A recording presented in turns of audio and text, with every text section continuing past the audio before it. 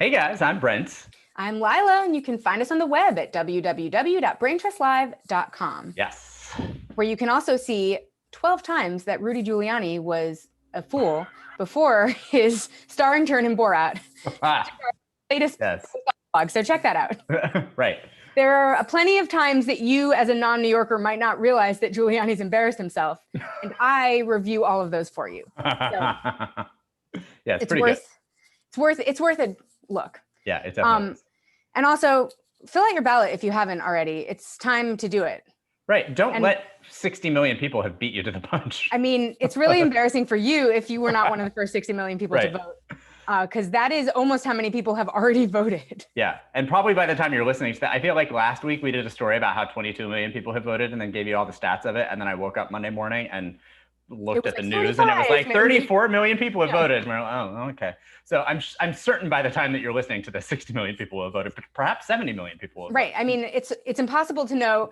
And what the nice thing about having already voted is then you can just devote your time to wearing campaign merch around and advertising. Like I'm wearing a Holly Mitchell for LA County Supervisor shirt today. Very fancy. It's very fancy. It's bedazzled. Yeah. I got, that's thanks of a care of friend of the podcast, Kat Calvin, who got it for me yesterday at a Holly event. But if you are in LA County and you have Holly Mitchell for LA County Supervisor on your ballot, vote for her. Right. And see if you can get one of these snazzy t-shirts. And see if you can get a snazzy t-shirt. Yeah, she has good campaign merch. So it looks like we are on track to break a record for modern day voter turnout. Yeah.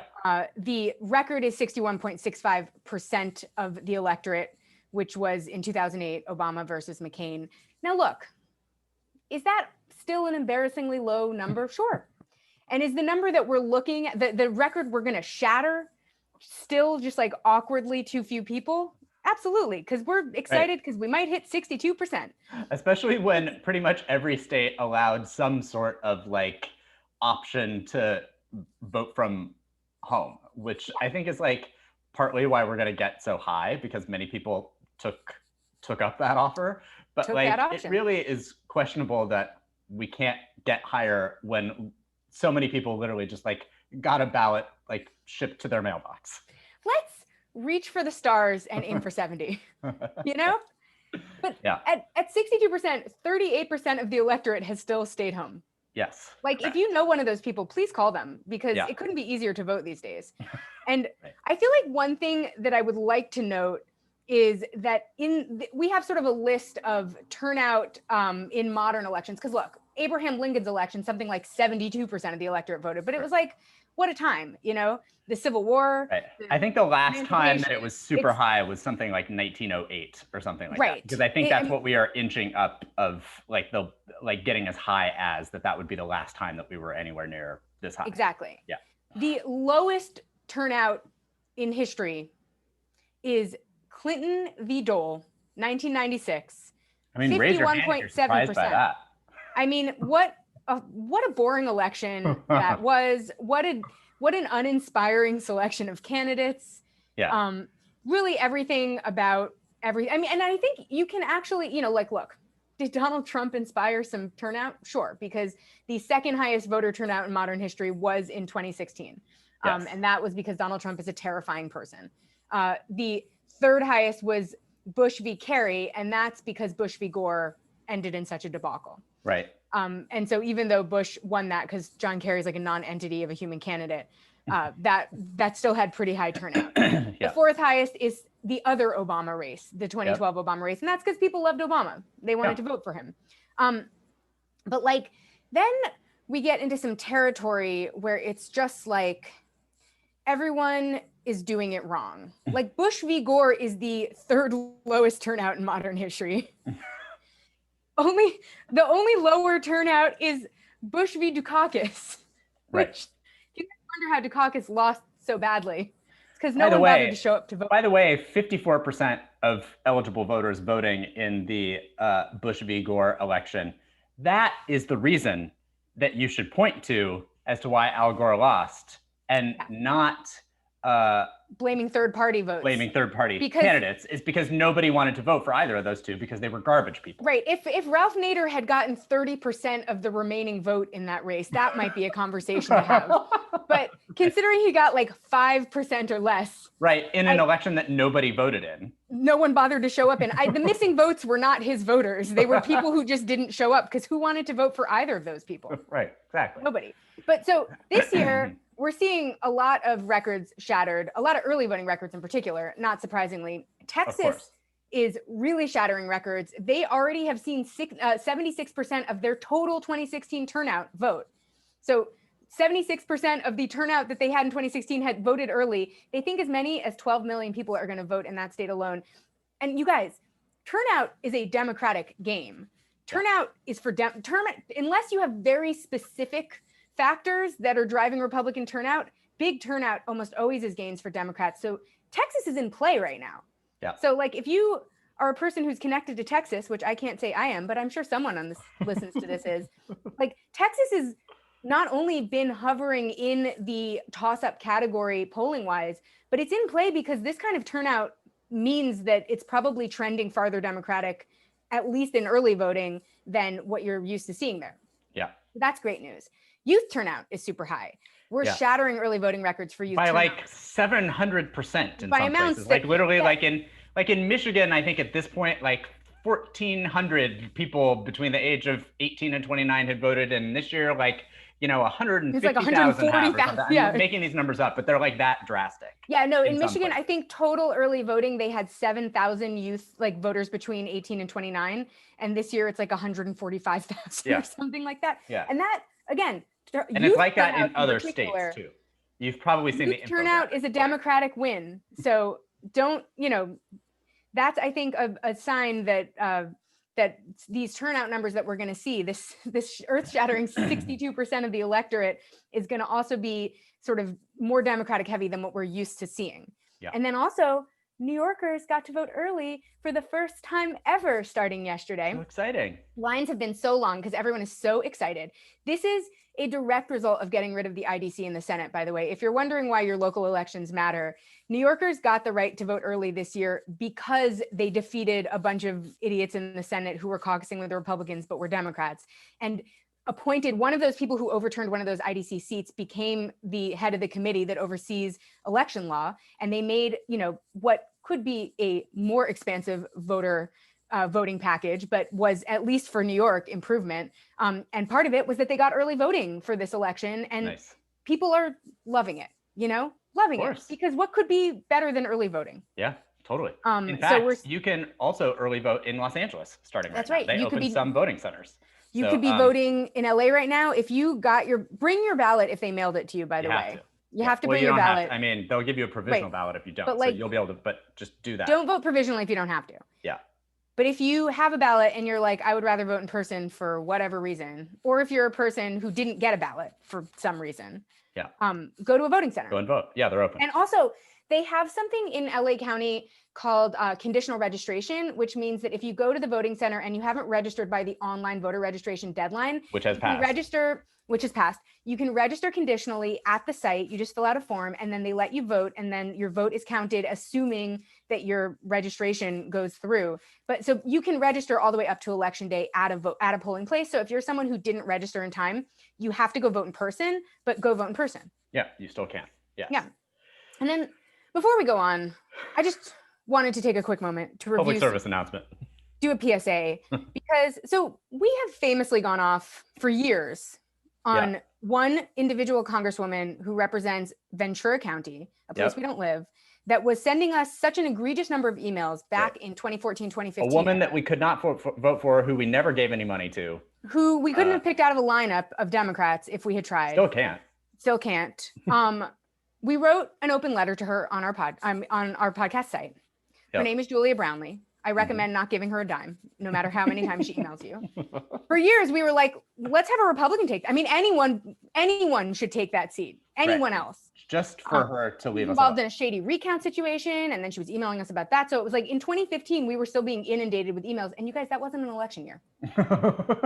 In any case, so we wanted to, we're seeing a few campaigns get lost. Make the same mistake. Make the same mistakes. Famously, and this is one that I've been talking about with a friend of mine and also have been mentioning to Brent, independent of this friend and I having this conversation. I mean, Jamie Harrison is driving us all up the fucking wall.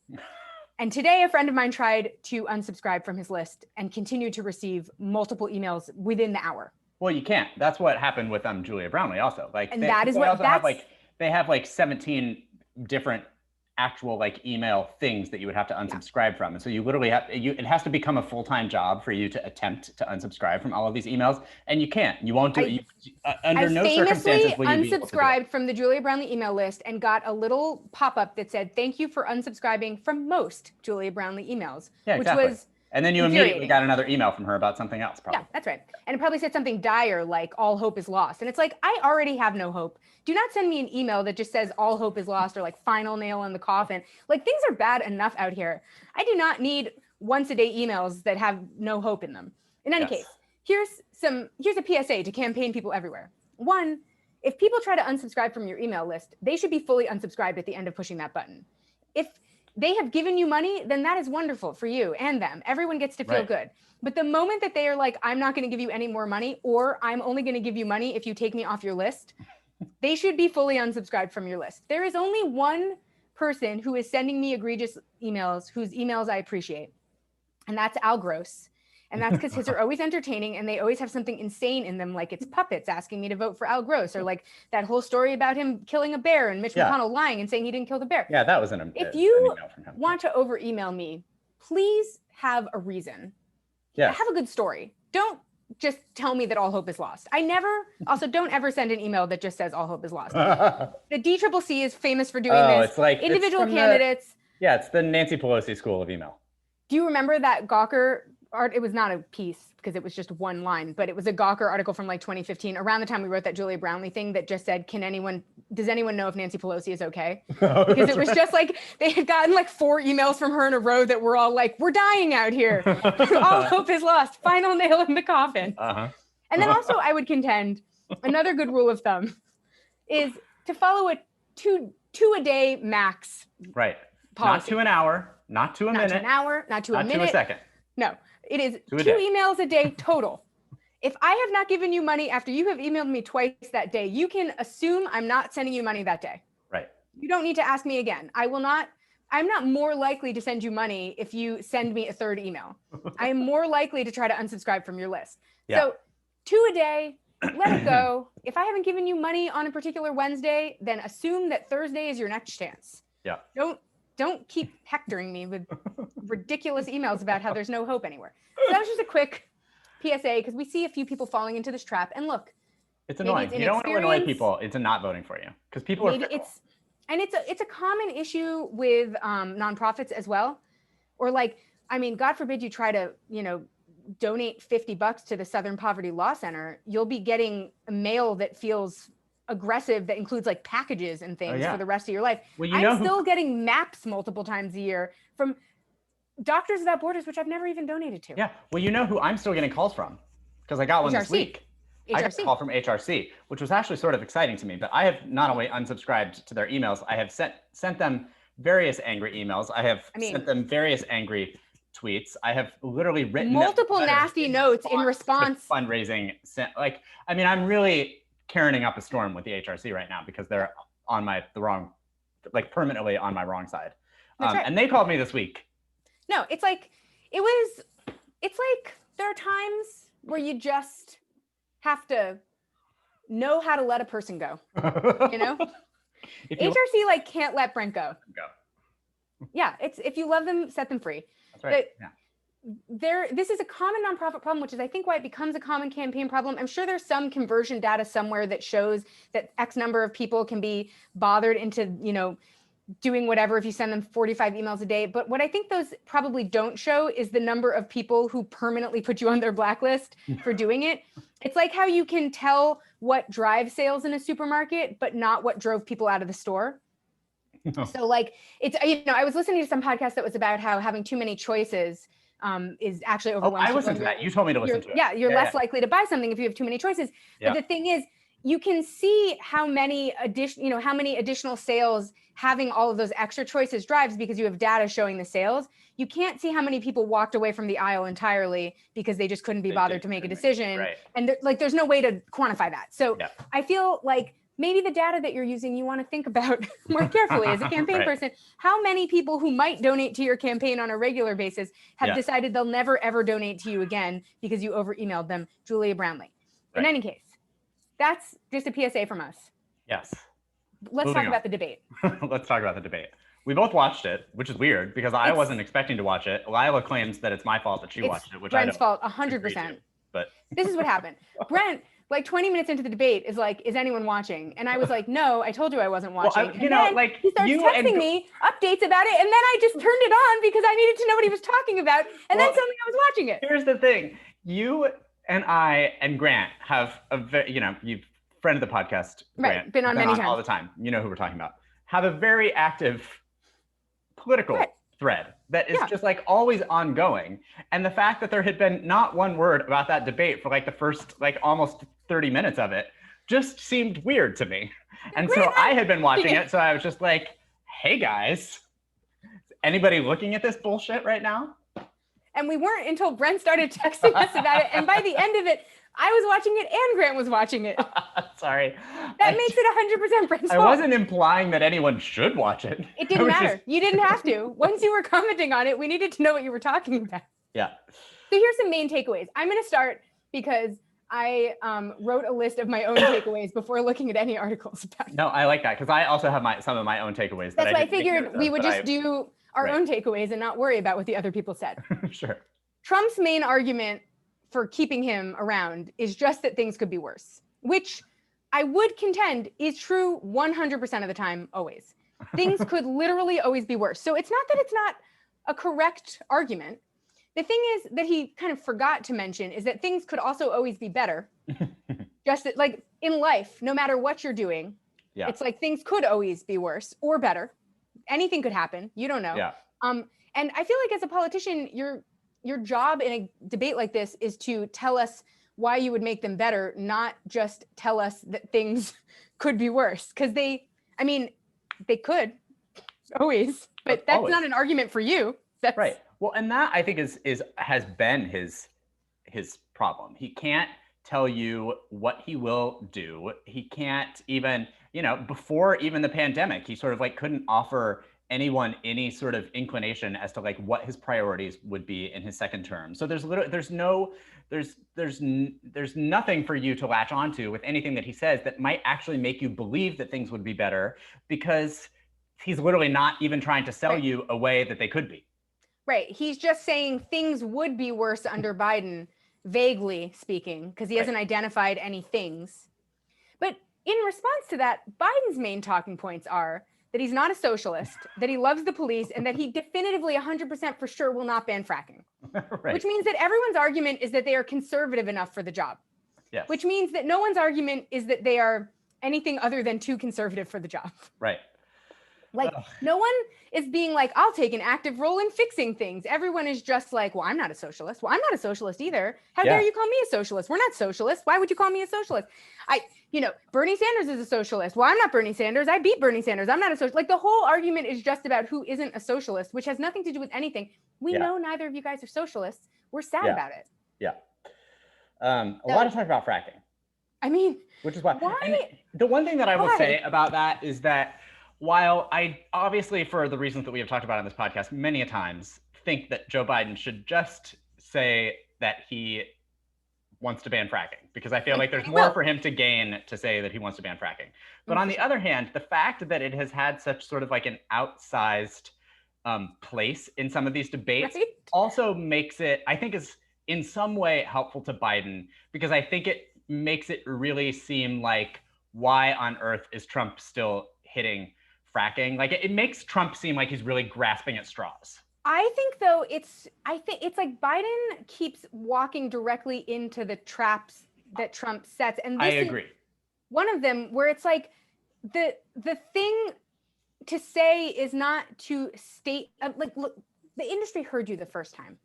So they know you're not going to ban fracking. Also, no one believes you're going to ban fracking. You're a Republican. You're not going to ban fracking. Right. No one on earth is convinced you're going to ban fracking. Right. You've never said that. You didn't say it in the primary. You didn't say it after you had a huge, You've said task the force opposite. with AOC. We get it. You are in love with fracking. You love fracking. You want my water to be flammable. I get it. I feel like the fact that you see that the only issue you're willing to take a definitive position on with fracking, though, is kind of problematic. And Trump always goads you into it. And you don't have a real position on healthcare. You can't tell us, like, the environment. You're very, like, his environmental platform, Biden's, is not terrible. He just doesn't seem to know what it is, and he doesn't believe in it.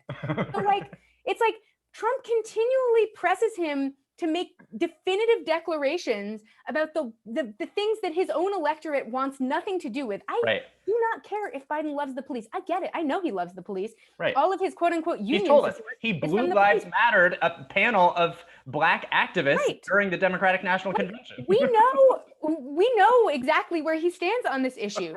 Like, I also am aware that he's not a socialist. I'm very upset about it. But like, I just, like, the only issues he takes definitive stances are on, and because of that, the only talking points that like stick in our head are the exact wrong ones for his own electorate. It's like a real misunderstanding of political messaging. Like, actually, so there is like an ad for the Maxine Waters' opponent produced an ad that is a remake of Gangster's Paradise, in which they talk about all these horrible things, and then the chorus is like, been spending most of our lives in Maxine Waters' Paradise. But the thing, it's supposed to be like facetious, but all you can remember from it is Maxine Waters' Paradise. So like over in your head, when you sing the song back to yourself, you're just singing Maxine Waters' Paradise over and over and over again. Yeah, which sounds great. So, I mean, it's basically an ad for her because the song goes on way too long and the whole thing is ridiculous.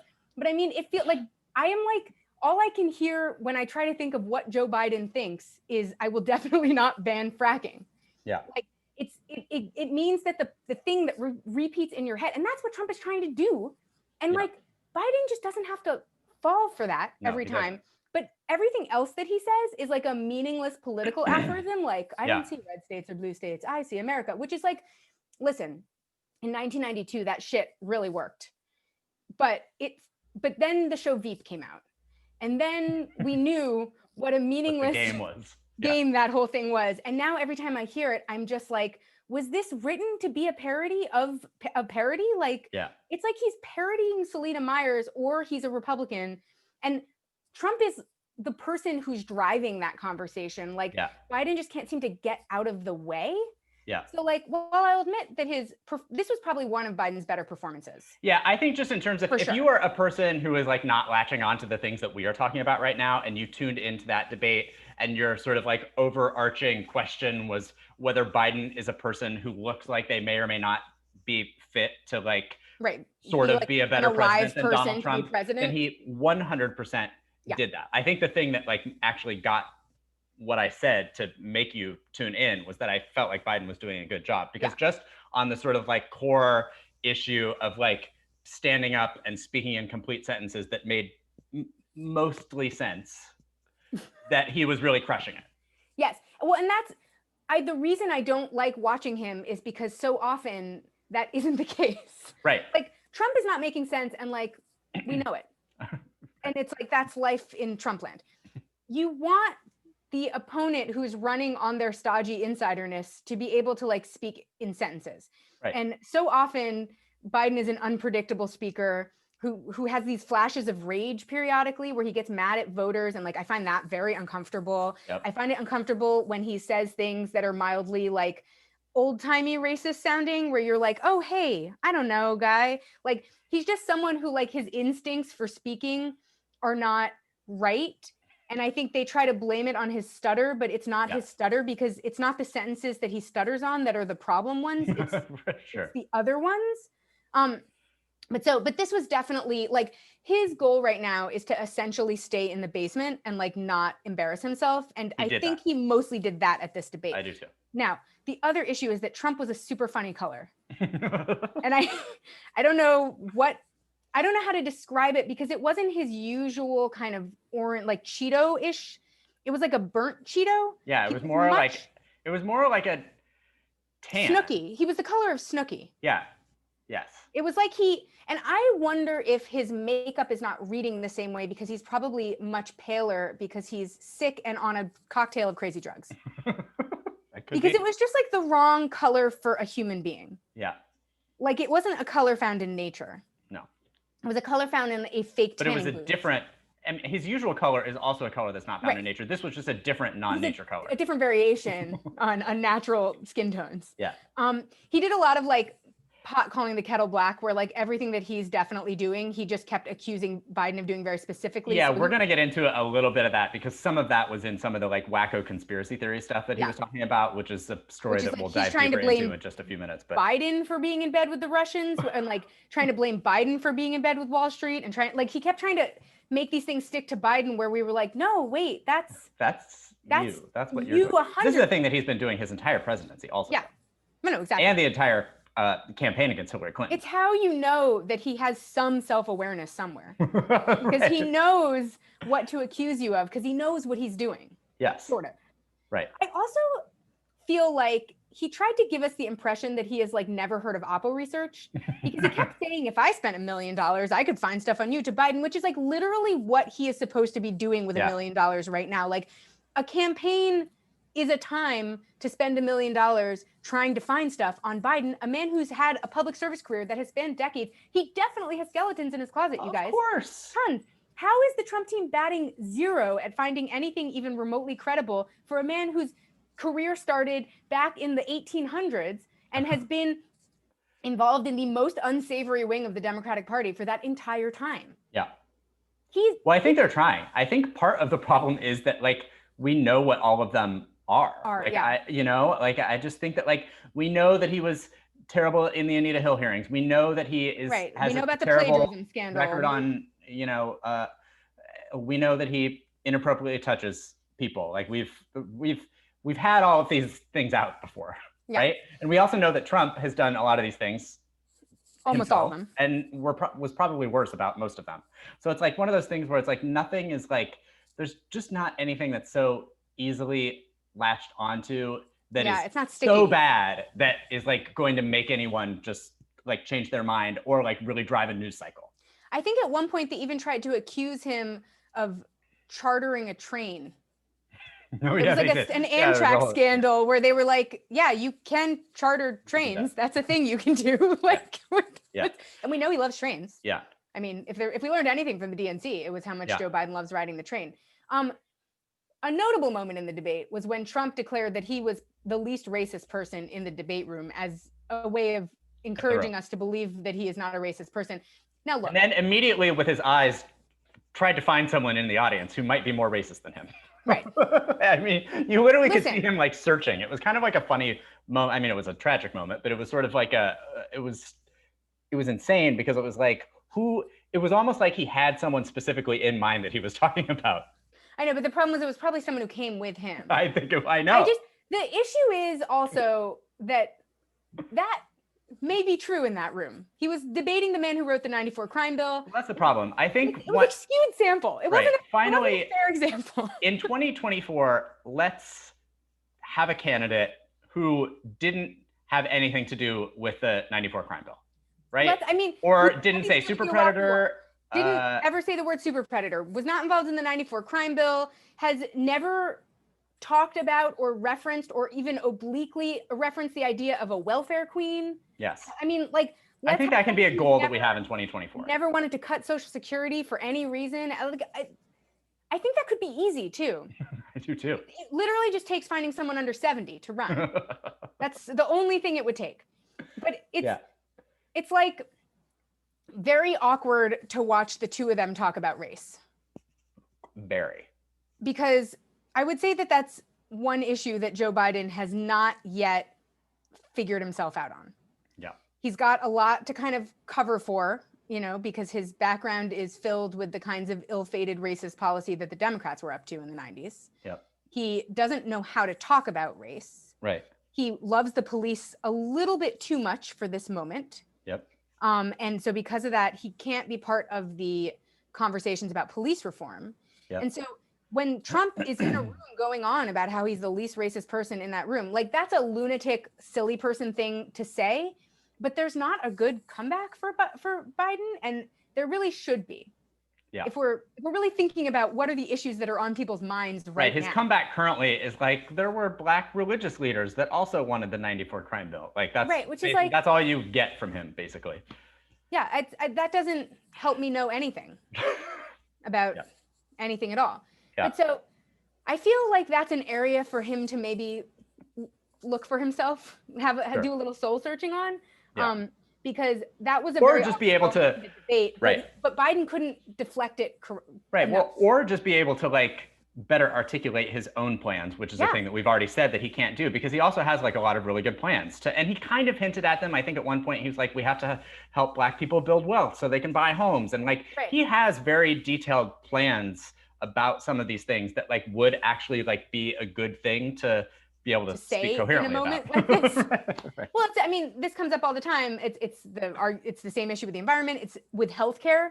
Yes. He went in a long thing about how Biden care was going to become a thing, and let me tell you how uninspiring Biden care is. I'm planning to turn Biden care. Like, Biden care is not going to happen as a good thing. I've decided already, but it could happen as a term for a massive disappointment and dashed hopes. So I would like to, in the future, be able to say the sentence, if only the whole thing hadn't been such a Biden care situation, we might have X, Y, and Z. Like, I feel like that's the future of Biden care. Biden care is like, it's such like low hanging fruit that if he can't achieve that much, which he won't, because he'll compromise back from that point. Like, he doesn't deserve a moniker, and certainly can't take credit for anything. What Biden care is going to be is Obamacare a little bit less. It's going to be like the Obamacare they could save after the courts ruined Obamacare. Right. But Biden, as we said, stayed largely on message. He did have one misspeak that was kind of funny, which he called the Proud Boys the Poor Boys at one point. Then there was one moment where him and Trump had like a semantics argument over the wording of a joke about Abraham Lincoln that Joe Biden tried to make, and everyone was just like, no one on the stage should be the president. Right. Well, like, Trump, it was like two Trump, old men muttering about semantics. Himself to Abraham Lincoln, and then talked for a while, and then Biden called back to it. But it was probably a little too late to be calling back to it. So he like called Trump Abraham Lincoln, and then Trump tried to make it seem like it was Biden having like a senior moment, but it was actually Biden like trying to doing a callback that Trump couldn't follow. Right, exactly. And but also Biden stepped on his own punchline, because you're supposed to say it like an Abraham Lincoln over here, blah, blah, blah. But he didn't say the over here, or at least he didn't articulate it. Abraham Lincoln. He just said like, Abraham Lincoln said blah, blah, blah. And it sounded like he thought Abraham Lincoln himself had actually, and like everyone did the wrong thing in that joke sequence. But they had like a muttering argument about it, which was so embarrassing for every American involved. So that was no good. I will say, Trump obviously like sits up at night being afraid of AOC, which I love. Totally. And that was the part of this debate that made me the most happy. And then the fact that he also coined the term AOC plus 3. Right. Which led to the hashtag AOC plus me, which is probably the most successful slogan after MAGA that he's coined. Right. And AOC also tweeted something later that night where she was like, it's actually AOC plus 115, because that's how many people have co-sponsored the Green New Deal at this point. And also, she also tweeted, can anyone help us come up with a t-shirt design for AOC plus me? Because the demand is outrageous. Nice. So I'll be ordering an AOC. I was going to say, I'm sure someone can. A million people can. Exactly. So let's talk about the October surprise. I want to say one more thing. Oh yeah, go ahead. Oh, sorry. Just about the debate before we move on to this like nuttiness, because it's hilarious. But there was one thing that happened in the debate that was like my one takeaway, which actually made me sort of like feel a little bit better about this whole operation. Because we've talked to you for the entirety of this campaign about how we don't really feel like Joe Biden is built to be FDR. We don't know if he understands like all of the things that he is going to need to pass and what they're going to cost. We've told you stories about like how his campaign aides have been talking about how the cupboards are empty because of Trump's tax bill, so they're not actually going to be able to spend anything. There was one moment in the debate that I think maybe me and like 3 socialists on Twitter noticed, where he very casually was talking about how he was going to pay for something and said, well, the Constitution allows for deficit spending. And no one commented on it. He didn't expound on it any further. Trump is too stupid to have picked up on it. But to me, I was sort of like, oh, he gets that he's going to have to spend, and he doesn't actually have to pay for everything. Yes, he did accidentally condone deficit spending briefly. Yes. which was shocking to me. Is what you're looking for. It's what you were looking for. So like it's the only thing you could hope to look for. Right. Let that maybe make you feel a little bit better about having voted for him if you were concerned about. I'm still concerned. Right. Like, let's be clear, that didn't allay all of my fears. He's literally vetting Quibi CEO Meg Whitman for cabinet roles. So like, I wouldn't let this lessen your concern. But if you are a person who is thinking to yourself, how is it that no one in the entire of the Democratic Party and anywhere in Congress seems to think that deficit spending is possible when we all know that that is literally what you have to do in a crisis like this? Right. It turns out he does know. If he chooses not to do it, that's a choice he's making. Right. It's not because he was unclear as to whether he could or couldn't. He knows he can. So if he uses the deficit as an example of why he can't give you, the American people, something, just know he knows that he doesn't need to do that. Right. So if you also watch this debate, you would find about like a good 75% of what Trump said was like completely unintelligible to you, and was like you would need like a PhD in Fox News speak to even know what he was talking about, because he just kept shouting random words and saying sentences that didn't seem to follow from anywhere. Russia, the mayor of Moscow's wife, and millions of dollars, and Ukraine, and this and that, and like some of it was like so bonkers. And so and some of it you've never heard of. Right, exactly. So we here at Brain Trust Live thought to ourselves, let's dig into that. That's right. And tell our listeners what exactly, point by point, it was that Trump was talking about at the debate. And we quickly learned that you can't. It's too insane to even try. And not only that, it's not meant to make any sense. It's intentionally insane. It's just they're literally just dropping random concerning words so that Fox News anchors will pick up on them, and that they will just make up their own conspiracy theories. And at a certain point, the conspiracy train, they have plausible deniability because they didn't come from the Trump, administration. Right. But like also have like gone off into like a Pizzagate direction that doesn't make any sense. Totally.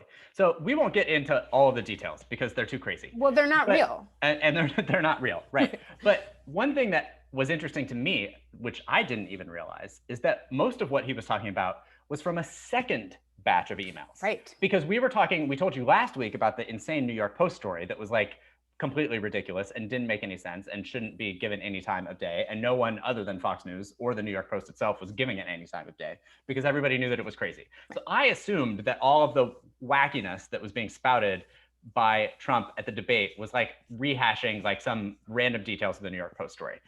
Not the case, actually, because there was a new cache of emails that was broken by Fox News that was released by some sort of like former friend or colleague of Hunter Biden who like gave some guy who works at Breitbart the password to his Gmail account. And like it requires that you learn a whole new cast of characters. It's so complicated.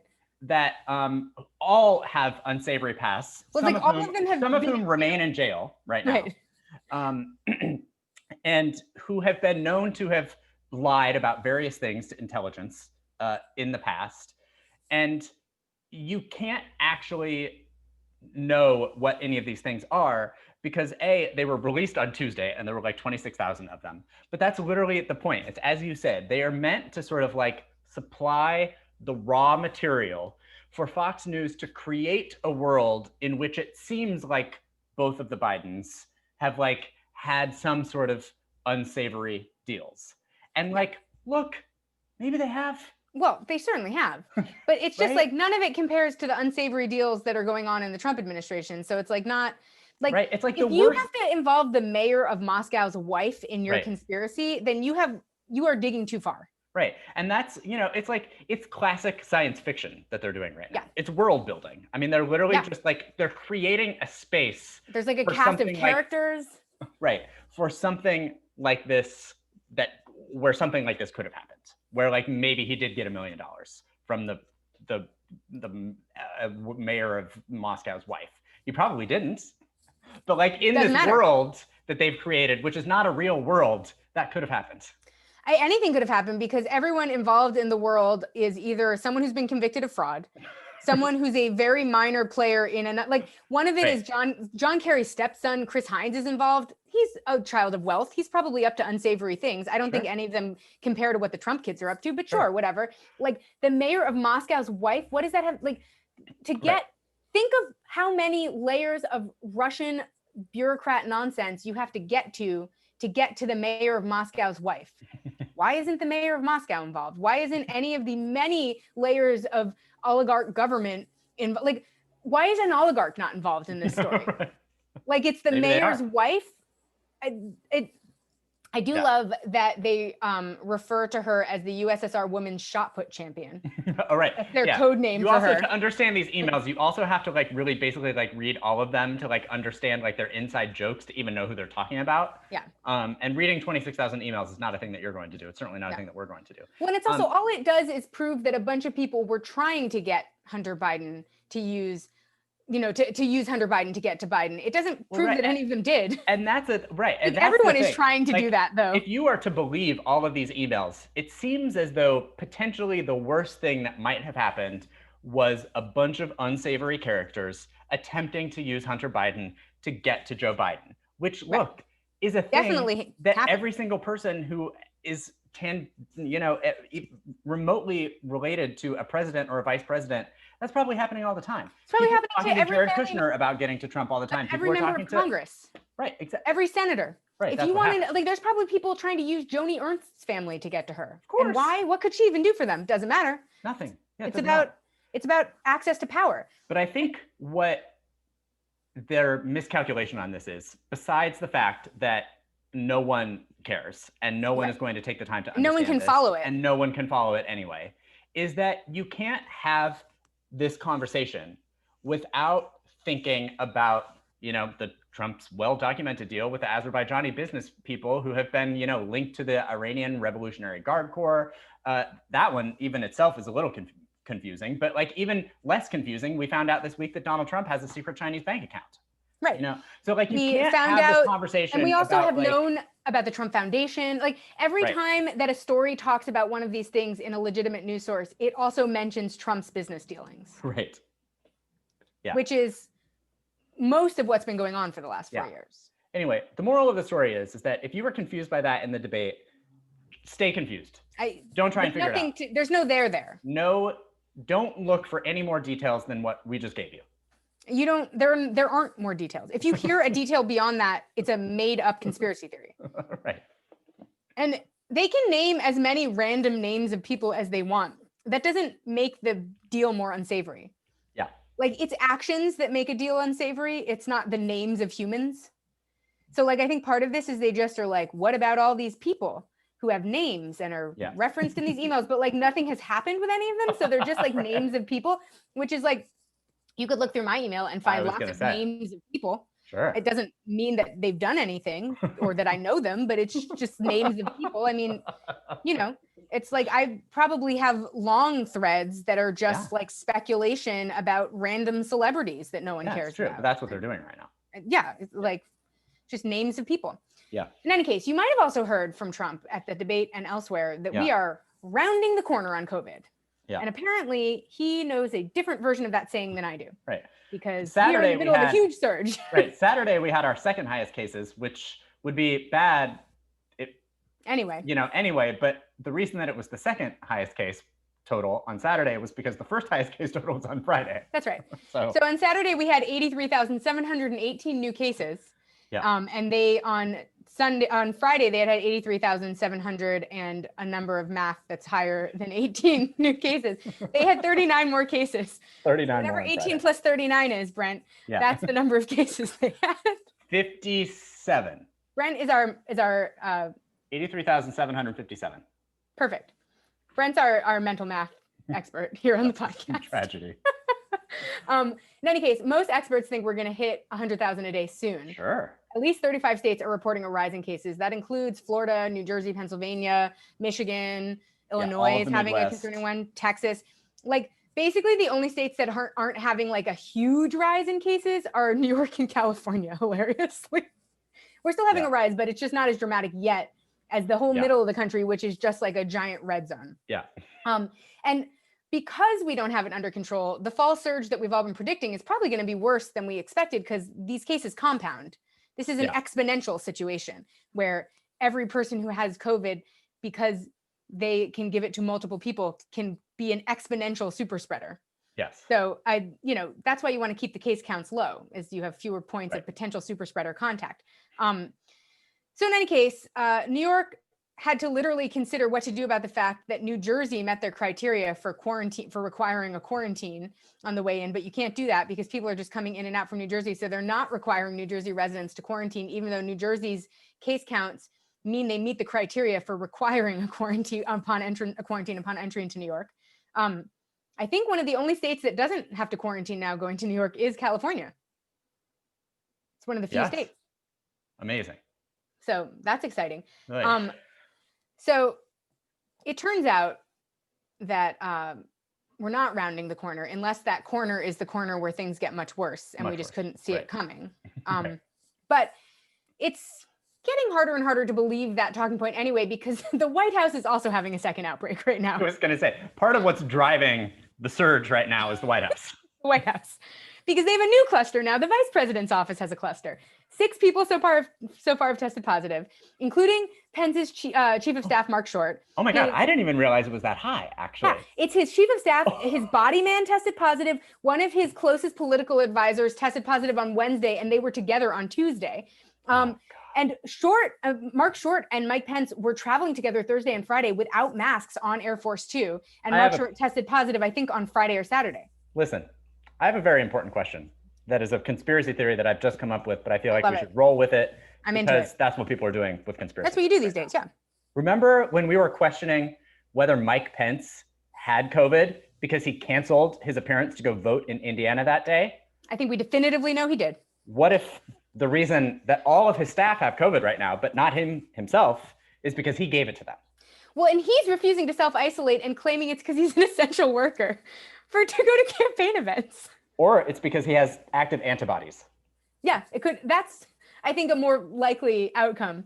I think we just solved that. The White House really tried to keep this outbreak quiet, and then Mark Meadows said it was a matter of personal privacy when the news finally started asking questions, as if it should be a matter of personal privacy that the entire White House, which is responsible for making COVID policy, is experiencing a second COVID outbreak. Yeah. Pence was at a rally in Florida on Saturday, just like spreading COVID to everyone, as you do, maskless as always. Yep. So Mike Pence might be the seed case of this second outbreak. Like it. I think that's it. I think let's roll with it. I think, we've said again and again that truthiness is really all you need with these people. You almost always know what's happening on the basis of what you think is happening. Yep. So I feel like we had reason to believe that Mike Pence contracted COVID at the exact time that he would have been able to spread it to everyone in time for them to get COVID right now. Yep. So done. Case closed. Case closed. Also, there is a story that just broke that there was. So remember that guy, Michael Caputo, who was an HHS assistant secretary, and he went on medical leave last month, but it was after he had gotten caught posting a Facebook post where he accused government scientists of trying to defeat Trump and tried to get people to buy ammunition because he said there's going to be an armed insurrection after the election. So that guy was put on leave. Medical leave, I would note. So we're probably still paying him, which we should not be. Probably. But yes. One of his last great plans before he left was one in which he was going to recruit mall Santa Clauses to help spread the good word about vaccines. He was going to launch, he had proposed a $250 million campaign of PSAs extolling the benefits of vaccinations that was going to be carried out by mall Santa Clauses. He had spoken to the chairman of the Fraternal Order of Real Bearded Santas, which is a real organization, apparently. Amazing. Spoke to them back in August to see if their members would be interested in participating in a campaign. They were very enthusiastic and made a lot of dumb Santa jokes in their email threads. Sure. And then it turned out that plan probably wasn't going to work out because most stores have canceled their in-store bearded Santa exhibitions. And that is because A, they worried they would be super spreader events, but B, a lot of Santa actors are fairly high risk since to do the job, you by definition have to be elderly and obese. So there is no one higher risk for COVID. And maybe because of that, no one who would have jumped at getting a COVID vaccine early, because the benefit was going to be that they were going to get early access to a COVID vaccine. That was how they were paying them back. Then the members of the Fraternal Order of Real Bearded Santas. But the whole plan had to be scrapped And then Michael Caputo ended up persona non grata at HHS. And that's where we stand now. Oh, boy. Oh, man. It's not That's a story. I mean, that's a real story that happened. That was not an episode of Veep or any television show. And it was not a surrealist piece of art. It would have been. Had it would have been. It was a real life actually taken place. idea that a man. Can you imagine the visuals of people waiting in line to go sit on Santa's lap right now? Yes. But because I'm sure we're going to see some of them after Thanksgiving. I'm sure that we probably are. Yes. And I'm sure we're also going to get weird, breathless updates about the death of various beloved Santa Clauses. Yeah. At the like Mobile, Alabama mall or something. Yeah, totally. And it's going to all have been preventable. Yes. People will be shocked though. People, of course. Oh, man. So we're finally bringing out the big guns. Obama is back on the campaign trail. Only several months after he caused us to be in this situation in the first place by calling all of the competitors in the primaries and telling them they had to drop out. Barack Obama is finally here to save again Joe Biden. To come try to help Joe Biden get elected. And look, do you want his help? Yes, you do. You have to have it. You would hope it would have come before. He's the one who should be out. Joe Biden should stay in the basement where he can't embarrass himself or us. I know. And Obama should be out there pretending he's running for a third term. Yeah. And especially in places, it was no mistake that the first speech that he gave was in Philadelphia. Because look, they are going to, smartly send him to the places where he can maybe move some votes. And I think, as we all know, from 2016, it was low turnout in Philadelphia based on people who live in Philadelphia not caring about voting for Hillary Clinton that really probably lost in Pennsylvania.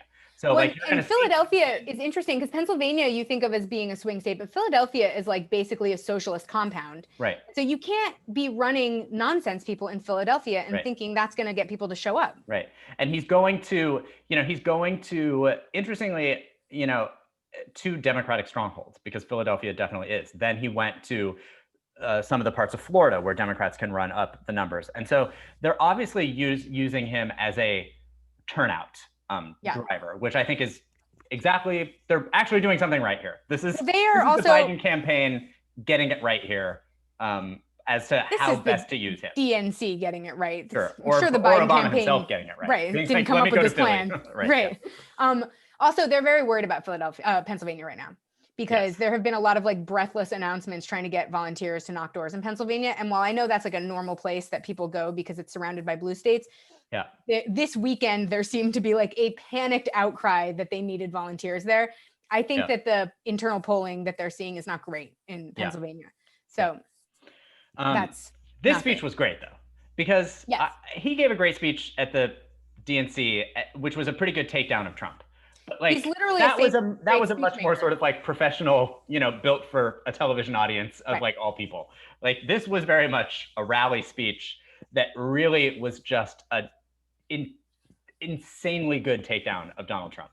He talked vaguely about how Joe Biden is like a good person, but like this was like, it was a fun speech. It was like very incredulous. There was like a lot of laughing about like how insane the whole Trump campaign is right now. He had a lot of good zingers. It was very entertaining. I took issue with some things that he was talking about, like about how America is like, we're not going to be able to fix everything in this election because America is built to like, for just incremental progress. And like, there were like some things like that, which is sort of like, you can't fix everything with just your one vote, but you still have to do it. It was part of a larger message of why you should vote. So I was sort of like allowing for it more than maybe I would otherwise. Right. But like, he had a lot of great lines. He like hit Trump on that Chinese bank account. And then he said, what'd he say? Listen, can you imagine if I had a secret Chinese bank account when I was running for re-election? You think Fox News would be a little concerned about that? They would have called me Beijing Barry, that's exactly what they would have done. That's literally it. Yeah. Yeah. Although they might have come up with something more stupid than that. I feel like the verdict is out on whether look, Trump wouldn't have come up with Beijing Barry, but I feel like Fox News generally does Fox better. News might have. Yeah. They're not bad at that kind of thing. Right. But he dinged him for his bad ratings at his town hit him where it hall hurts. Last week. He really like dinged him hard on not having a healthcare plan. about like I how can't believe Republicans... that's not the centerpiece of the Democratic attack on Trump. Yeah. Like healthcare, A, wins them votes even when they have a shitty plan. Yeah. And B, Donald Trump is making wild promises all over the place that they have in no way exhibited any evidence that they will adhere to, and mean nothing. And they've never once indicated they have a plan. Yeah. So it seems like that's where you hit him. Right. I think also in one of the clearest, always the re-election campaign is always sort of a referendum, at least to a degree, on the sitting president. Right. And so like you hear people on the news do it all the time, but you're always being asked whether you're better off 4 years ago or better off now than you were 4 years ago. And I think in one of the sort of like simplest ways to put, who was speaking in the parking lot outside of the football stadium there, said 4 years ago you'd be tailgating here instead of watching a speech from your car. So that was, I think, a pretty good example of how you might not be better now than you were 4 years ago. Right. Well, I think rightfully, like to me, like the biggest argument he made that is just like it just won't be so exhausting under a Biden administration. Yeah, he said you're not going to have to think. You're not going to have to think about all the crazy things, and that's worth a lot. And like, I think he's absolutely right. Like, so many people are treating this election as a mental health issue. And it is because it's been exhausting to be under this kind. Like, listen, for those of us that are progressives, it's exhausting to be under any kind of leadership. Always. Everyone's always doing it wrong. But I think this is the first time that the rest of America has experienced what progressives experience every 4 years. Yeah. Where, because either you're dealing with Republicans and they're horrible, or you're dealing with Democrats who are so disappointing all the time. And like, then, every 4 years you're having to be like, am I going to stay in this abusive relationship because this other abusive relationship is more abusive, but everyone's abusive. It's just like being tethered to like a horrible decision, a horrible relationship, no matter what. But I think that a lot of voters who are not as engaged, who don't really care about the minutia that gets people who are engaged really riled up, have been feeling the kind of fatigue that we feel every 4 years. The kind of fatigue that I feel when I think about Hillary Clinton is very specific because I've been monitoring her record obsessively for years. Right. And so I was making like a very specific moral choice when I thought about her. But I think a lot of regular people are feeling that way now. Yeah. And that when you have that many people feeling that way, and there's the additional strain of just like this current year being so loony. I think like for the most part, a lot of people would just like to be able to go back to tuning out. And while that will frustrate me greatly, and I'll be mad at them later for doing that, because then we'll continue on this horrible track. I understand where they're coming from. Yeah. And that's my main concern here. Like, I get the mental health thing because I am certainly going through it, as everyone is. But the one thing I do need everyone who is thinking of this as a mental health issue to realize is that I'm going to be real pissed off at you if you literally just like shut it down for the next 4 years. Because the reason that I voted for Joe Biden and sort of even agreed to in the first place was because my expectation is that all of you people out there are being like, well, I know Joe Biden isn't my first choice, but like everybody is saying that right now, but we have to vote for him. So knowing that he's not your first choice, once he hopefully does get elected and we've rid the world of Donald Trump, you will be there with me when he starts fucking up. When Nancy Pelosi runs for Speaker of the House again, you will be there to make calls to her to remind her that she should not be doing that because she's not built for this moment. When Joe Biden doesn't have a stimulus package that is large enough because he's scared about the federal deficit, you will be there with me to call him and remind him that, no, in fact, you already said once in a television debate that you know that you can spend even if you don't have the money. Like, so you have to, yes, it will still be better because you won't have to wake up and hear whatever crazy tweet storm Trump has, gone on literally every single day for an entire 4 years. But you still have to be engaged enough to be there with me when Joe Biden inevitably fucks up. You also have to be willing to bring a critical eye to his platform, to his actions, to his staffing choices. Yes. I think a thing that happens, and a thing that we saw under Obama, because Obama appointed all manner of like bankers and other evil people to all sorts of positions, and everyone was just like, but we trust him, but we don't mind. And like, we should not extend that kind of leash to Biden. Right. And not even maybe you're horrifically evil and you love bankers being in charge of everything. But it is that kind of decision making that lands us a Donald Trump. And so if for no other reason, like it's going to feel annoying because you are not used to having to think this hard at a time where you vaguely trust the government. Right. But like, I think what you will find is that a lot of shady shit is going on that you weren't tuned into before. And I think that's going to be its own kind of difficult reality to face. That's why I'm sort of not as hopeful as I want to be about how other voters are going to sort of be able to stay engaged. Because I think if you are engaged during a Democratic presidency, what you learn is so heartbreaking and really upends your entire worldview that it's almost too disturbing to pay attention. I mean, if you're wondering why someone like me has a panic attack on the way to the polls to vote for Joe Biden, it is because I know what I'm expecting to happen under a Biden presidency, and I'm already preemptively concerned about it. But if you are learning that for the first time after feeling like you just got out by the skin of your teeth out of this Trump situation, like you're going to have a real incentive to turn it off. And that just isn't going to serve any of us. Yep. What I think is going to happen is that voters our age are going to be a massive disappointment to us, and we're going to learn to hate all of our friends. But that everyone who is under the age of 30 is going to be so radicalized that you're going to hear our friends who are comfortable, who own homes, who whatever, saying, oh, I can't believe these kids won't shut up about blah, blah, blah. You're going to hear us sounding like that. Yep. And you're going to hear younger voters like ready to like die in the street for healthcare. Yep. And I'm preemptively disappointed in our generation because I see where this is headed. And I'm hoping that we can remember what that 2008 experience was like enough that we hold on to some radicalism. But I think that's what is so disheartening about having to make a choice like Joe Biden is I think anyone who came of age in the 90s is going to want to turn it off real fast because if you were paying attention in the 90s, it was not great out there.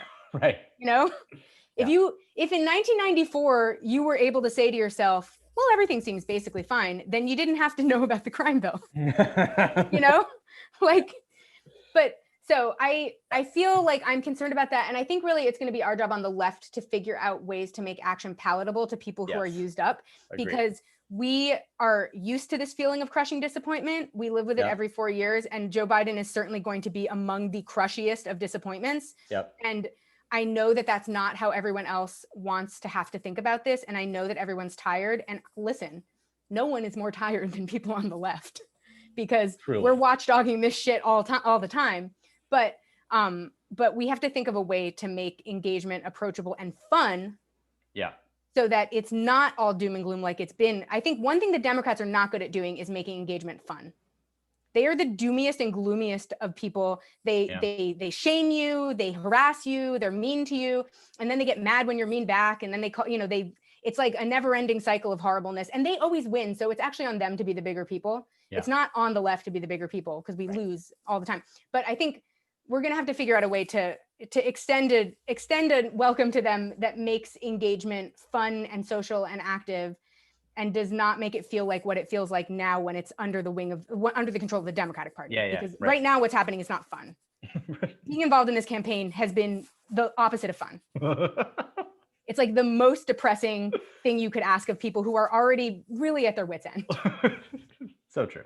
I mean, can you think about what it is to think to yourself, well, I should make some calls for Joe Biden in Pennsylvania. Like, it makes you want to shoot yourself in the head. I mean, I applaud everyone who's doing that. My dad spent all of yesterday doing that in Arizona, and God bless him. He is doing the people's work. But I am so laser focused on down ballot because I cannot even mention a reason for voting to Joe Biden to a prospective voter and feel okay about myself. That's not the kind of feeling you want people to have when we're asking them to be engaged later on. No. We're gonna have to figure out a way to say to them, come join us because this will make you feel good. Yep. That's a horrible challenge for us to have. And also who has the energy, but here we are. Someone who might not have the energy in any form is Mitch McConnell, because he might be already dead. I think he is. He showed up on the Hill this week with the craziest series of aggressive bruises all over his hands and his face. I mean, it looked like his hand had been shattered. It looked like he'd been prize fighting on the weekend, and right. he's not. Lila and I went through a laundry list of things that we thought that it could be, and I think prize fighting and an anvil falling on it were, I think, the two leading things that like could have caused someone to look like this. It is so disgusting. Truly disgusting. And it's really hard to look black at. And blue too. Yes. No, it's like his face too. Yeah. And I'm not a doctor. I don't know what could or could not cause that kind of bruising on someone's hands. They tried to claim that that's just a thing that happens to old people, but I have known other old people. And listen. There were a lot of bandages involved too. My grandmother used to bruise really easily, and so sometimes she would like knock her arm and she would get really black and blue. She never was bruised all over her body from nothing happening. Yeah. Like, I don't know what any of this means. Yeah. We know that last year he fractured his shoulder. Shoulder. Sure. We know that he's had triple bypass back in like 17 years ago or so. Right.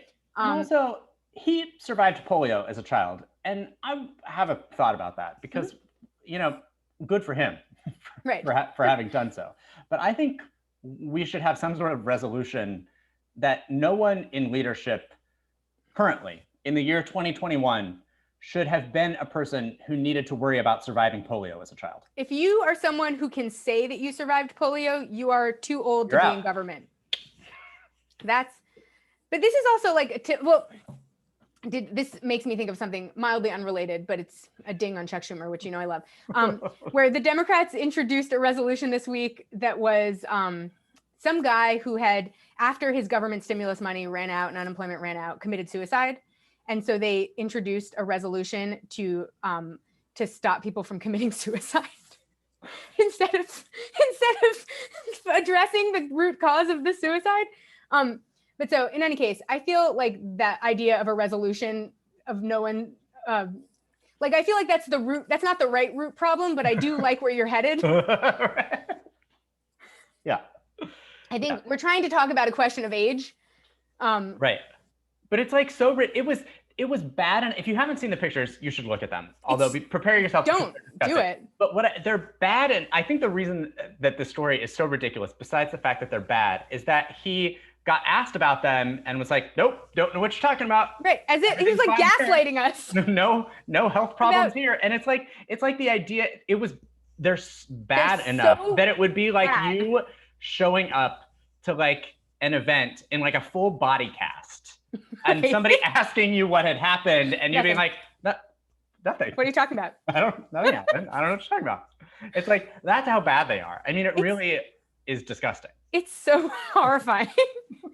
In any case, it's possible that he scratched himself out of his own grave. That's what a lot of people are sort of prognosticating about why the hands were the ones that were black and blue. Yeah. Well, Brent, he had to be there for the Amy Coney Barrett vote, no matter the cost. He sure did. Yeah. Him and Lisa Murkowski, two people that are definitely going to be there to vote yes on Amy Coney Barrett. Show up and make a principled vote. That's right. In favor of a totally sham SCOTUS process. Yeah. Oh, man. Yeah, Lisa Murkowski, who said that we should not be voting on a candidate, like this, since... Is still going to. She's going to anyway. She's going to vote no on cloture. That helps no one. It doesn't help anybody. They've already got the votes. I don't know why she doesn't just vote no. Right? Like, is she Who cares? That she won't be reelected in a place that might be about to elect Al Gross? I don't know. She's won a write-in campaign there. She shouldn't even have to worry about her job. Yeah. Take all the principled stances. Listen, is Susan Collins dead to me and therefore definitely not taking any principled stances anymore? Sure. Of course. She's also a woman who hasn't been leading in like any single poll that's come out of Maine for months. Yeah. That gap is closing. And I keep being like, I don't understand who was recently like, no, I'll vote for her. It's fine. Yeah. After months of being like, screw Susan Collins. Yeah. But in any case, we're going to have Amy Coney Barrett is going to be on the court, you guys. And that means that our job is to get Joe Biden, should he be elected, to expand the court, whether or not he wants to. And the other thing, and what that means in turn, is that we cannot let him have a bipartisan commission to study it. Right. That's what he finally came out with this week. is a bipartisan commission. It's a task force. And if I've told you anything about task forces from the beginning, it's that task forces are bullshit. They're what you announce when you have no intention of doing anything. Right. Why do you think everyone's proposing task forces about reparations? Because they never want to pay them. Right. And I'll tell you what's going to happen in a bipartisan task force of this nature. There is not one living Republican, even ones that are voting for Joe Biden, even John Kasich, Meg Whitman, Christy Todd Whitman, whatever other terrible monsters. Any member of the Lincoln Project? Any member of the Lincoln Project, not one single one of those people will join a commission and tell Joe Biden that he should expand the court. They're not going to do it. You're not going to find it. Nope, you can't find it. So what a bipartisan commission is going to tell him is to not expand the court. And so if that's what he's going to use as his, a benchmark for whether he should or shouldn't, that is not the answer. Well, it has a predetermined outcome. Correct. So it's like not even worth pursuing. Yeah. It's like that. And I think Brent was like, okay, well, at least he has an answer. And I see that it is nice that he at least says something now when people ask him what his position is. But I think the problem was I interpreted that answer to mean, no, I won't expand the court. I just went to the next logical point. And so I was like, fuck that guy because he's announcing no. Totally. Which is, I think both of us are right. He needed an answer. Exactly. I think to the uneducated person who is maybe not yet voted, and I'm not going to say necessarily undecided because I don't believe those people even exist, but just the sort of uneducated, people who are not this at least sounds like a thing that is better than ducking and dodging the question. Right. Right. But you are also right. Anybody who gives it 1 second more thought than what I just explained to you would come to the conclusion that he doesn't want to do it. Right. The answer to the question, would you expand the Supreme Court, is no. Is essentially no. Right. He's given you a definitive answer of no. Right. Yeah. So he just said it in more words. Right. Speaking of people that should no longer be in office and are too old to be running, Nancy Pelosi has committed to running for speaker again. Yeah. Now, we all were immediately like, wait a minute, didn't she promise she was going to step down? That was one of the promises she made to get all those freshmen in line in the beginning of this term. Right. It turned out that she fooled us because she said she would resign in 4 years. Yes, she could keep it. She endorsed term limits if she could stay on until 2022. And that was part of a bunch of deals that she had to make to get the votes in 2018. Yeah. Yeah. Now, keep in mind that she is operating a sort of Tea Party wing of the Democratic Party right now, which means that she is going around endorsing and giving resources to incumbent candidates where there are viable challengers all up and down the country. She is a woman who has endorsed in one specific LA City Council race to keep an incumbent in their seat. Right. She is a person who is able to put the full weight of the DNC behind, and look, it's not always working, but sometimes it works. Right. And so I feel like, there is this is going to be a tougher battle for her in 2020. Well, the caucus is going to be even more unwieldy. Because the caucus is going to be unwieldy, and it's going to be a lot of people who basically were like, fuck Nancy Pelosi, and got put in office. Correct. But I think her willingness to intervene in seats and races that have legit nothing to do with her and should not be in any way under the purview of the Speaker of the House is what's going to keep those people in line. And that, you guys, is literally what the Tea Party does. Yeah. Well, and you know what? I'm sick of them calling the Justice Democrats the Tea Party. It's the fucking centrists that are being the Tea Party right now. Yeah.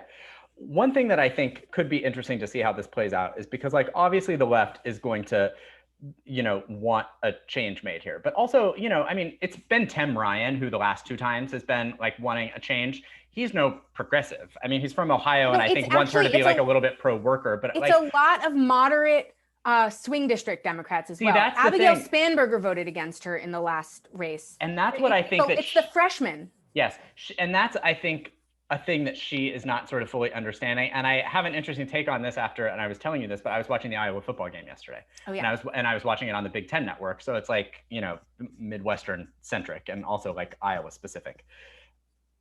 Nancy Pelosi, and she's been the boogeyman forever. I get it. Right. But one thing that would make so many of these House members in swing districts' lives so much easier is if she were not the Speaker of the House. And I'm not saying like that's why she should have to resign, because like, let's say somebody more progressive gets in there, then she'll be the boogeyman. Whoever the Speaker of the House is for the Democrats is going to be the boogeyman. So we shouldn't worry about that, right? But like, she would make people's re-elections in 2022 so much easier if a different person was the Speaker of the House. Literally for the just a next 2 different years. name. Different human being. It doesn't matter if it's a name that no one's heard of and no one cares about. If it's a name that's famous for being expressively against the values of the swing districts, it doesn't matter. Like literally just anyone who's not an institution right. would be a better choice. Yeah. Because at least half the people who saw the commercial would be like, who? Right, exactly. Whereas right now they're like, fuck Nancy Pelosi. Yeah. So I feel like you're right. I think that she will definitively make it happen, because if anyone could, it's her. Right. Famous for being able to deliver votes. I'm just worried that her plus Biden plus the smallest of margins in the Senate is Schumer. a promise to do actually nothing. Yeah. I agree. Because the Senate's going to spend, it doesn't matter how many senators we elect, they're going to spend the whole time complaining that they can't get anything done because they don't have 60 votes. A number of votes that they won't be able to get ever. So it doesn't, like, don't worry about the Senate. The Senate's important. It would be better if it wasn't a majority Republicans, because we want Mitch McConnell to be gone, and he might be dead anyway already. But like, don't think to yourself that if we keep this same leadership, that there will be a different outcome just because Joe Biden is the president. Right. This is 3 people who are poised to deliver literally nothing. Yeah. Like Nancy Pelosi can deliver a thing. Chuck Schumer cannot. Joe Biden's not interested in a thing. It, like, all told, we have like 3 people who have no ability to enact any sort of change. Yeah. And all of them want to stay on. And that's going to just be a mess. Sure is. And also, Nancy Pelosi is only good at getting you a thing if she also gives a thing to people you don't want getting a thing. You know, it's like the HEROES Act. Yeah. She can get the she can get new payments passed, but there better be a giveaway to corporate America in there, or she is not supporting it. Right. So they've got to have tens of millions of dollars in there to pay people's private insurance premiums. Right. Yeah. Like that's she'll happily get the priority that every person has, as long as there's this other thing. The Senate can't do anything, so it doesn't matter what you send them. You could send them a bill that's just like, we'll do whatever the Senate wants to do, and they'll still not be able to come up with anything. And then Joe Biden's going to be against everything. So it's like a mess. Yeah. Oh boy. My point is, don't support her for, like, try something else. Yeah, do something. And really don't support Chuck Schumer for Senate Majority Leader. Right. Like, if I had to pick one of them to stay, it would be her, because at least she delivers those fucking votes no matter what happens. Yeah. But he is the one who I want to see gone. Right. But this is, I go back to what we were talking about earlier when we were talking about just checking out of the political process for the next 4 years.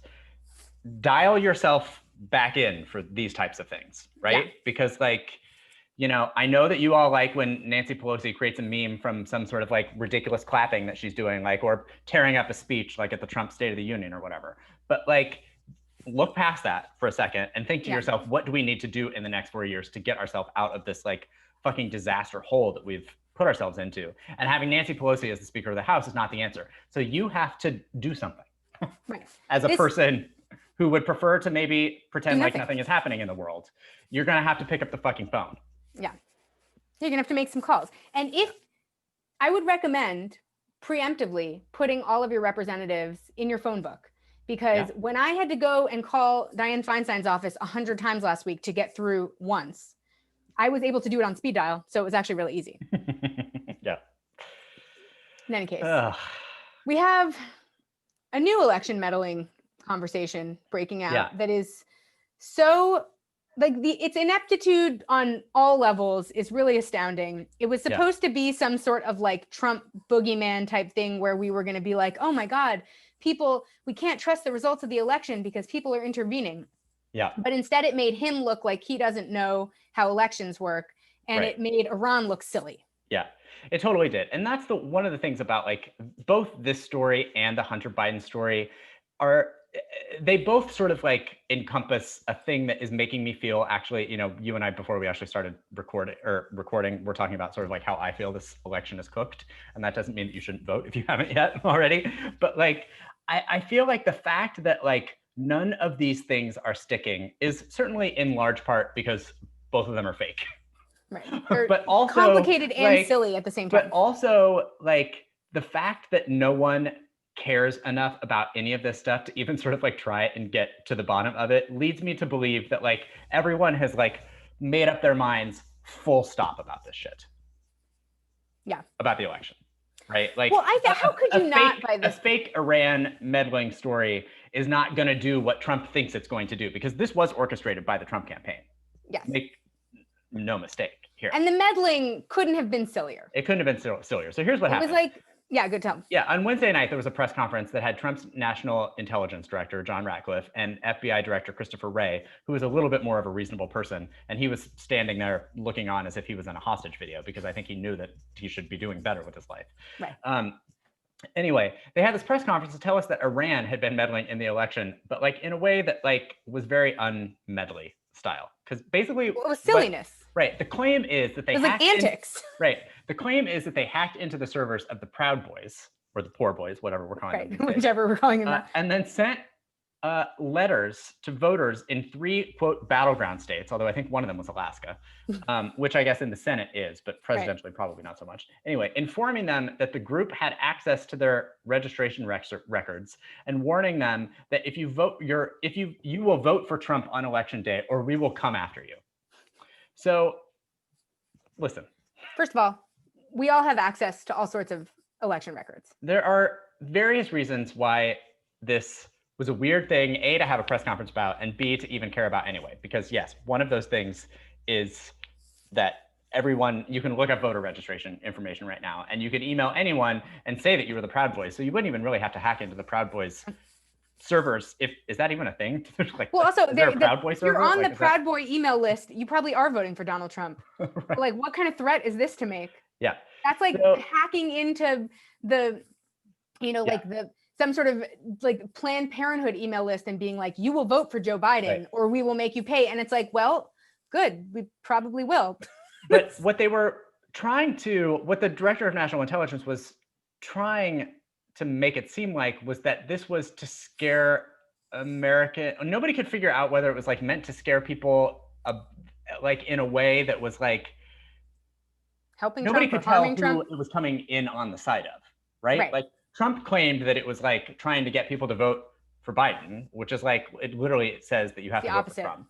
Right. But like, so it was bad meddling, if meddling at all. I mean, some people think maybe it was just like meant to sow, some sort of like discord in the electorate, and like maybe, but like how hard is that? Right. I think we learned that we're at maximum discord. Right. We learned that Iran is bad at this.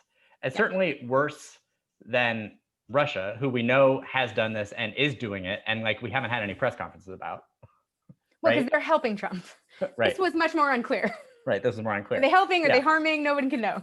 But this was weird for a few reasons, because nobody in the intelligence community, if you watched any news that day, it was basically like interviews on every channel with people who either are current members or former members of the intelligence community being like trying to figure out why this warranted a press conference, because it was a big nothing burger, if you will. Right. Yeah, there was nothing about it that anyone was concerned would like move or affect votes in any way. Right. And the fact that they used this specific example also made it seem very politically motivated, because like the intelligence community has probably tens of thousands of specific examples of how various countries are trying to meddle in the election. Of course. And to use this one, which was probably the only one that, as you said, maybe could be possibly construed as being in favor of Joe Biden. I think that they were like trying, because Iran is like a country we're not supposed to trust, like that them being involved was supposed to read a certain, it was like, so you had to take like 3 steps out to figure out what they thought it might read to you, a person who can't figure out what it means. Right. Yeah. But like most people, what's his name? Richard Clark, who we all know, as cybersecurity director under Bill Clinton and George W. Bush, he was quoted as saying, "The only thing I can guess is that Trump was told about some Iranian activity and demanded a presser to get out the story so he can say that he's also being attacked by foreign election interference." And that is probably exactly what happened. That's definitely what happened, but also from the story, not at all what you get. Right, exactly. Yeah. But in trying to create a perception that the results of the election cannot be trusted, he is himself engaging in election meddling. Yes. Well, that's the exact thing that I was just sort of like, if you see a story like this and then you hold a press conference with people from your intelligence community and try and convince people that people are meddling on the behalf of Joe Biden, you and your intelligence community are now the ones meddling in an election. Pot, kettle, black. It's his method. It's his way. That's it. So that's, if you hear about this story, well, just don't worry about it. Forget about it. And that's exactly what happened anyway. You did hear about it because you're a person who watches the news. And then by the next morning, you were no longer aware that it had happened. Yeah. And that it should remain that way. Don't let us reminding you about it. Don't think about it one more time after this. Right. Yes. And in final news, much like Saddam Hussein, it appears that Melania Trump has body doubles. Of course. I am waiting for an exciting photo where they are all in a raft together. Like that there was that photo of Saddam Hussein and like a bunch of his doubles that was like the most fun photograph ever in history. I'm waiting to see all the Melania doubles together in one room. Well, listen, no one more than Melania Trump makes more sense to have body doubles because she is a person who we know for sure doesn't want any fucking part of this. She doesn't want to be with her husband. She doesn't want to be on the campaign trail. She doesn't want to be first lady again. She doesn't want to have to give a speech. She doesn't want to have to hold his hand after the end of a rally. She doesn't want to have to do at the end of the debate where she once again moved her hand away. The fact that she might have a body double to get out of some of these things, that is a conspiracy theory that you should absolutely get on board with because it makes perfect sense. Perfect sense. And the way that we knew that the photo was not of her was because the smile looked too natural. Because one thing that's really hard to mimic with Melania is that dead eye smile that she does where she smiles but also looks incredibly unhappy at the same time. Yeah. That's not something just anyone can do. That takes practice. So the way experts were able to identify that it was not her was because the woman in the photo is a photo of Trump getting onto a plane with a woman who looks very much like she's supposed to be Melania behind him. But the woman's smile looks a little too genuine. Yeah. So. And there is something off about the face. Like you can tell. Yes. Oh, it's not her. No, it's not her. It's not. But if you were thinking to yourself, well, you can doctor photos to make faces look different. What you can't do is make a smile look more human with Photoshop. You know, like there are things you can do with Photoshop, but usually they make you look less human. Yes. Photoshop is rarely employed to give you a more human look. Right. And that is what this woman achieved. Yeah. Is looking a little human. That's right. Yeah. So in any case, look. Yeah. One day I hope to be able to see them all together in a photograph. Yep. Like those celebrity stunt double photographs that are always so fun to look at. And that's the news this week. So if you haven't voted yet, it's time to just suck it up and do it. Yeah, because you know what? We are not going to be here again to tell you to vote. That's right. We are not going to be available to share voting information with you next week because we won't be here next week. Right. Remember how we were talking about how this election is very much like a personal health issue for us? Yeah, we're taking personal health days next week to contend with it. I'm going to be on vacation. Lila's going to be on a specific election night vacation that is starting Sunday. We're heading out of town. I'm gone all week. I'm going to be like on the coast trying not to look at my phone. I'm just like really putting into practice the idea of just trying to wake up when the election is over. Something to keep in mind though, as a final note to everyone out there. Yeah. There is a chance we won't know the winner for a while. There's a chance we will. Maybe it'll be just a huge blowout. That's fine.